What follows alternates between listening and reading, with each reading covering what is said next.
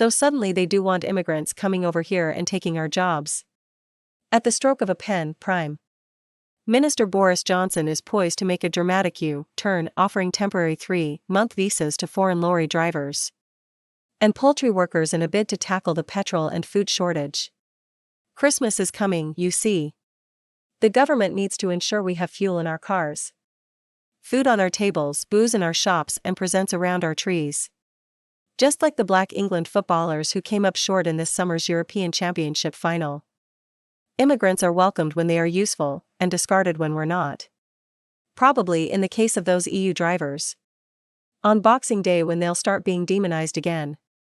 Trouble is, those already exiled are delivering a long, slow, lingering 2 fingers up to Johnson and his incompetents, who are convinced they will come stampeding back into a country that doesn't want them. The man from the Dutch Road Hauliers Association summed it up deliciously on Radio 4 yesterday morning. The EU drivers I speak to will not come on temporary visas to drag the UK out of the mess they created for themselves, he said. Quite right too. Who knew that this country would eventually be forced, once again, to its knees before having to acknowledge the crucial contributions of foreigners? It's as if the 60s, the 70s, and the 80s never happened.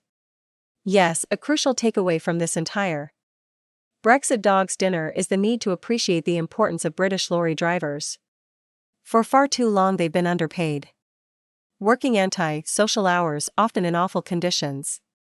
Now, with McDonald's out of milkshake, pubs running low on beer, 1 in 6 adults unable to buy essential items of food, and queues snaking around the block at petrol pumps across the land, something is finally starting to give. The politicians, the erstwhile cheerleaders, and even some broadcasters, are bending over backwards not to call it Brexit. And yes, there may well be other contributory factors. But the overriding common denominator is the xenophobia that has left this country starting to implode. It is down to the government's determination to detach us from our European neighbors and reality that we will likely have turkey shortages ahead of Christmas, while blood tests could be limited with the NHS's biggest supplier of sample bottles running low because of transportation challenges and UK border challenges. Across this weekend we saw fights on petrol station forecourts.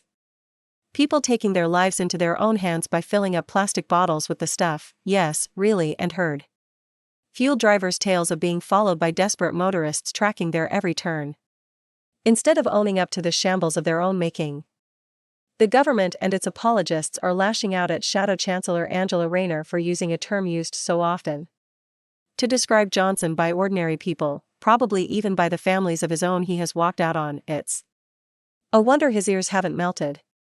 This nightmare has been a long time coming. My own parents and relatives came here as part of a Windrush generation that helped rebuild this country in the 60s and 70s, yet is now being demonized. Today's bloody foreigners have no intention of subjecting themselves to similar manipulation. Good for them.